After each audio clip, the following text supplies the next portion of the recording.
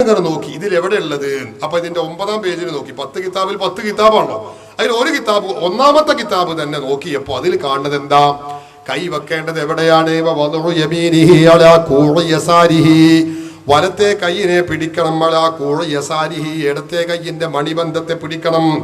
എവിടെ? എന്നിട്ട് എവിടെ വെക്കണം? വെക്കണം എവിടെ വെക്കണം? തഹ്ത സ്വദിരി, നെഞ്ചിന്റെ താഴെ വെക്കണം.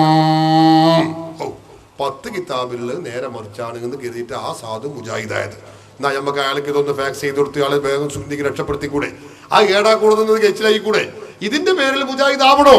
നിങ്ങൾ ചിന്തിച്ചു നോക്ക്. 10 കിതാബിലുള്ളത് എന്താ? തഹ്ത സ്വദിരി എന്നാ. കഴിഞ്ഞില്ല. 10 കിതാബിന്റെ ഒരു കിതാബിലുള്ളത് അപ്പൊ ഞാൻ പറഞ്ഞത്. ഇനി വേറൊരു കിതാബ് നോക്കിക്കോളൂ. ഇതിന്റെ 27-ാമത്തെ പേജിൽ കാണാ. അതിലെന്താ പറഞ്ഞത് കണ്ടോ? എവിടെ വെക്കണം? എവിടെയാണ് വെക്കേണ്ടത്?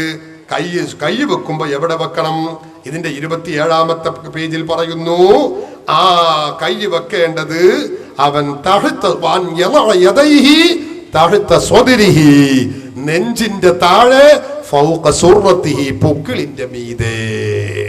2-ാമത്തെ കിതാബിലും പറഞ്ഞത് അങ്ങനെ തന്നെ. പടച്ചോനെ, ഇതിന്റെ പേരിൽ ആള് മുജാഹിദ് ആവണോ? നിങ്ങൾ ചിന്തിച്ചു നോക്ക് സഹോദരന്മാരെ. കഴിഞ്ഞില്ല. ഇതേ കാര്യം തന്നെ ഇതിന്റെ 51-ാമത്തെ പേജിലും പറയുന്നു. എന്ത്? കൈ വെക്കേണ്ടത് എവിടെയാകുന്നു? നെഞ്ചിന്റെ താഴെ. തെക്കുബീരിന്റെ ശേഷം 2 കൈയിനെയും താഴ്ത്തിയിടണം. എങ്ങോട്ട്? അവന്റെ നെഞ്ചിന്റെ താഴെ ഭാഗത്തേക്ക്, താഴ്ഭാഗത്തേക്ക് താഴ്ത്തി വെക്കണം. ആരാത് പറയുന്നത്? 10 കിതാബ്. അപ്പൊ പിന്നെ ഇതിന്റെ പേരിൽ മുജാഹിദ് ആവണോ? കിതാബിലുള്ളത് ഞങ്ങൾ മൂടി വെക്കുകയാണ് നാം മുജാഹിദ് പറഞ്ഞത്. മൂടി വെക്കുന്നത് ഞങ്ങളാണോ അതോ മുജാഹിദുകളാണോ? ഇനി ഫത്ഹുൽ മൊയ്ൻ നോക്കിക്കോളൂ. ഫത്ഹുൽ മൊയ്നിലുള്ളത് എന്താ? കൈ വെക്കേണ്ടത് എവിടെയാകുന്നു? വളരെ വ്യക്തമായി രേഖപ്പെടുത്തി വെച്ചു. കൈ വെക്കേണ്ടത് 2 കൈയിനെയും അവൻ വെക്കണം. തഹ്ത സ്വദിരിഹി, അവന്റെ നെഞ്ചിന്റെ താഴെ വെക്കണം. പൊക്കിളിന്റെ മീതെയും വെക്കണം. ഫത്ഹുൽ മൊയ്നിലുള്ളത് അങ്ങനെയാണ്, 10 കിതാബിലുള്ളതും അങ്ങനെയാണ്. അപ്പൊ ഇതിന്റെ പേരിൽ മുജാഹിദ് ആവണോ? അപ്പൊ ഇതിന്റെ അർത്ഥം എന്താ? മുജാഹിദ് ആഫീസിലുള്ള ആളുകൾ കൊടുത്ത ഷീട്ട് നോക്കിയിട്ട് ഇയാള് മുജാഹിദായി എന്നല്ലേ? ഇയാള് 10 കിതാബ് നോക്കിയെങ്കിൽ ഈ വിഡിത്തം പറയോ? ഫത്ഹുൽ മൊയ്ൻ നോക്കിയിട്ടുണ്ടെങ്കിൽ ഈ വിഡിത്തം പറയോ? പറയില്ല. ഇതാ ഞാൻ പറഞ്ഞത്. ഇവിടെ വന്ന മൗലവിമാര് ജാഹിലുകളാണ്, കഥയില്ലാത്തവരാണ്, കിതാബ് നോക്കാത്തവരാകുന്നു. കിതാബ് നോക്കിയാൽ ഇത് പറയാൻ കഴിയില്ല. പിന്നെ ഇയാള് സുബ്ഹാനല്ലാഹ് വളരെ ഗുരുതരമായ ഒരു ആരോപണം ഉന്നയിച്ചിട്ടുണ്ട്. അത് ഉണ്ടെങ്കിൽ അയാൾ മുജാഹിദാവാനുള്ള ഒരു കാരണം തന്നെയാണ്. എന്താ പറഞ്ഞത്? ഞാന് പറയുന്നു ഈ ആശയം, മുജാഹിദ് ആശയം ശരിയാണ് എന്ന് ഞാൻ മനസ്സിലാക്കുന്നത്. ഉദാഹരണം, മയ്യത്തിന്റെ അരികിൽ വെച്ച് ഖുർആൻ പാരായണം ചെയ്യുക സുന്നികൾ പറയുന്ന ആശയ, സമസ്തക്കാര് പറയുന്ന ആശയ. അങ്ങനെ അത് സുന്നത്താണെങ്കിൽ എന്തുകൊണ്ട് സമസ്തയുടെ മദ്രസയിലുള്ള പാഠപുസ്തകങ്ങളിൽ അത് കൊടുത്തിട്ടില്ല? അപ്പൊ അത് കൊടുക്കാത്തത് കൊണ്ട് അവർക്കറിയാം അത് പുണ്യമല്ല എന്നറിയാം. അതുകൊണ്ടാണ് മൂപ്പര് മുജാഹിദായത്. കേട്ടോളൂ നിങ്ങൾ അയാള് പറയുന്നത്. 5-ലും 6-ലും അറബി മലയാളത്തിൽ പഠിപ്പിക്കുന്നുണ്ട്. ഒരാൾ മരിച്ചാൽ എന്താ ചെയ്യേണ്ടത്, ആ മരിച്ചാൽ എന്താ ചെയ്യാനെന്ന് പഠിപ്പിക്കുന്ന കിതാബിലൊന്നും മരണം ആരാ ചെയ്യണതും മരിച്ചാൽ വഴറ്റുന്നത് താനം വെക്കണതും എല്ലാ വിഷയവും പഠിച്ചിട്ട് അവസാനം മരിച്ചു കഴിഞ്ഞാൽ ഒരു വെള്ള തുണി കൊണ്ട് മൂടി ആ മയ്യത്തിന് ബന്ധപ്പെട്ട ഏറ്റവും ഇഷ്ടപ്പെട്ട ആളുകൾ അവിടെ ചുറ്റുഭാഗത്തും ഇരുന്നുകൊണ്ട് ഖുർആൻ ഓതണം എന്ന് അറബി മലയാളത്തിൽ എഴുതാതിരിക്കാൻ സമസ്തയെ പ്രേരിപ്പിച്ച വസ്തുതയാണ്. എന്താ വസ്തുത? അതിന് കാരണം അതിന് തെളിവില്ല സുഹൃത്തുക്കളെ, തെളിവില്ല. സമസ്ത ഇവിടെ പഠിപ്പിക്കുന്നതല്ല. തെളിവില്ലാത്തത് കൊണ്ടാണ് അത് മയ്യത്തിന്റെ അരികിൽ ഖുർആൻ, അതുപോലെ ഖബറിന്റെ അരികിൽ ഇങ്ങനെ സുന്നികൾ ചെയ്യുന്ന ഖുർആനോത്ത് സുന്നത്തില്ല എന്ന് പറഞ്ഞത്. ഓന്റെ ചങ്ങാതി, അത് മുജാഹിദ് ആഫീസിൽ നിന്ന് എഴുതി തരുന്നത് നോക്കാതെ പുസ്തകം ഒന്ന് എടുത്തു നോക്കിക്കൂടായിരുന്നോ? വിദ്യാഭ്യാസ ബോർഡിന്റെ പുസ്തകമാണിത്. ചെറിയ കുട്ടികൾ, 7-ാം ക്ലാസ്സിൽ പഠിക്കുന്ന കുട്ടികൾക്ക് വേണ്ടി ഉണ്ടാക്കപ്പെട്ടതാണ്. കണ്ടോ? വിശദമായ വിശദീകരണം പറഞ്ഞുകൊണ്ട്, വിശദീകരിക്കുന്നില്ല ഞാൻ, അതിൽ പറഞ്ഞുകൊണ്ട് അവസാനം പറയുന്നത് കണ്ടോ? ബാപ്പമാരെ അല്ലെങ്കിൽ ഉമ്മമാരുടെ അവർ മരിച്ചു കഴിഞ്ഞാൽ എന്തു ചെയ്യണം? ഖുർആൻ, അവരുടെ ഖബറിന്റെ അരികിൽ പോകണം. ബാപ്പയുടെ ഖബറിൽ പോകണം. അസ്സലാമു അലൈക യാ വാലിദി എന്ന് പറയണം. ഇങ്ങനെയൊക്കെ പറഞ്ഞിട്ട് എന്തു ചെയ്യണം? ഖുർആൻ പാരായണം ചെയ്യണം. മാ തയസ്സറ ലഹു, അവന് സാധ്യമാകുന്ന അത്രയും ഓതണം. ഫയദ്ഉ ലഹു, എന്നിട്ട് ആ മരിച്ച മാപ്പാക്ക് വേണ്ടി, മയ്യത്തിന് വേണ്ടി ദുആ ചെയ്യണം. അത് സുന്നത്താണ് എന്നാ പറയുന്നത്. ഇത് സമസ്തയുടെ വിദ്യാഭ്യാസ ബോർഡിന്റെ പുസ്തകമാണ്. മുജാഹിദേ, മൗലവി, ഇതൊക്കെ നോക്കിയിട്ട് പോരെ ഇവിടെയുള്ള ആളുകൾക്ക് പുകമറ സൃഷ്ടിക്കാനുള്ള ശ്രമം? അയാളെ താങ്ങിക്കൊണ്ടുവന്ന മൗലവിമാരെ നിങ്ങൾ ഒറ്റയ്ക്ക് ഇരുന്ന് ഖേദിച്ചിട്ട് കാര്യമില്ല.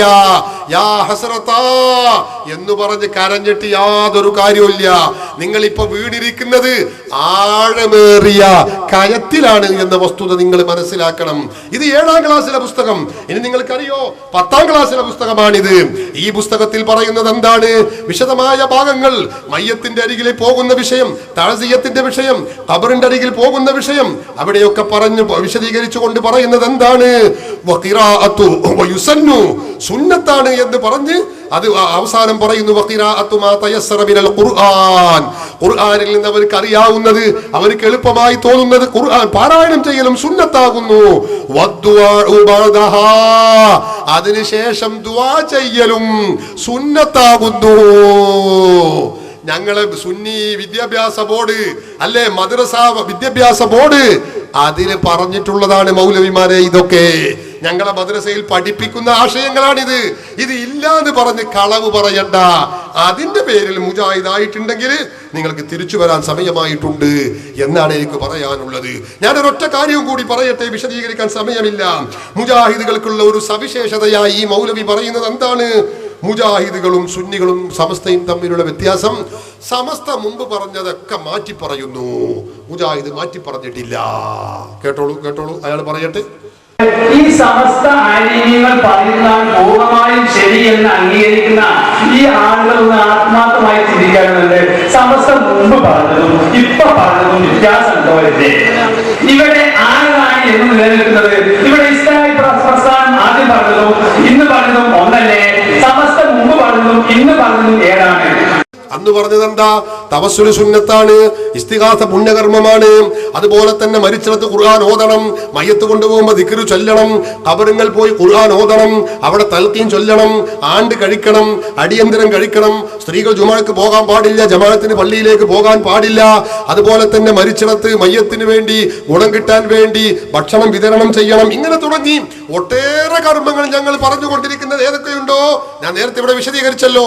അതൊക്കെ ഞങ്ങൾ ഇപ്പോഴും അങ്ങനെ തന്നെയാണ്, ഒരു മാറ്റമില്ല. വെള്ളിയാഴ്ച 2 ബാങ്ക് വേണം. വെള്ളിയാഴ്ച മഅ്ശറ വിളിക്കൽ സുന്നത്താണ്. അതിനുശേഷം ഖതീബ് മിമ്പറിൽ കയറിയിട്ട് ഒരു ബാങ്ക് കൂടി കൊടുക്കണം, അതിന് മുമ്പ് മറ്റൊരു ബാങ്ക് കൊടുക്കണം. ഖുത്ബ അറബിയിൽ തന്നെ പറ്റുകയുള്ളൂ.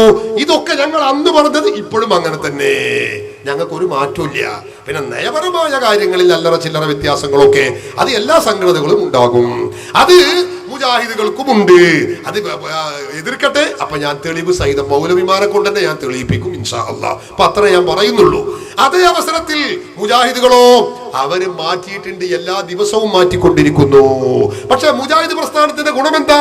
അയാൾ പറയുന്നു ഞങ്ങൾ ഒന്നും മാറ്റിയിട്ടില്ല. അയാൾ പറയുന്നത് കേട്ടോളൂ. സാമാന്യ ബുദ്ധിയുള്ള ആളുകൾ ചിന്തിക്കേണ്ടത് അവര് മുമ്പ് പറഞ്ഞതൊക്കെ മാറ്റുന്നുണ്ട്. എന്നാൽ ഇസ്ലാമിക പ്രസ്ഥാനം അന്ന് പറഞ്ഞതും ഇന്ന് പറഞ്ഞതും ഒന്നാണ്. ഇന്നിപ്പോൾ പറഞ്ഞ് നമുക്ക് 3 ചുമരാണ്, അവർക്ക് 4 ചുമരാണ്. അടുത്തത് ചുരുക്കത്തിന് എല്ലാ കാര്യങ്ങളിലും ഇസ്ലാമിക പ്രസ്ഥാനത്തോട് പരിപൂർണമായും സമസ്തക്കാര് യോജിച്ച് ഇങ്ങനെ വരും. മുജാഹിദ് പ്രസ്ഥാനം അന്ന്, ഇസ്ലാഹി പ്രസ്ഥാനം അന്ന് പറഞ്ഞതും ഇന്ന് പറഞ്ഞതും ഒന്ന് തന്നെയാണ്. ശുദ്ധ നുണയല്ലേ അയാൾ പറയുന്നത്? ഈ സാധു അത് വിചാരിച്ചിട്ടാ മുജാഹിദിലേക്ക് പോയതെങ്കിൽ തിരിച്ചു വരാൻ സമയമായി. കാരണം നിങ്ങൾക്കറിയോ, മുജാഹിദിന്റെ സംസ്ഥാന സെക്രട്ടറി അബ്ദുറഹ്മാൻ സലഫി എന്ന് പറയുന്നു, പണ്ട് ഞങ്ങൾ പറഞ്ഞത് കിതാബുൽ അവ്വലു ഫിൽ അമലിയാത്ത് എന്ന പുസ്തകത്തിൽ എഴുതിയിരുന്നു. എന്ത്? കുനൂത്ത് ഓതൽ സുന്നത്താകുന്നു അല്ലേ? കൈ കെട്ടണ നെഞ്ചിന്റെ താഴെയാകുന്നു എഴുതിയില്ലേ?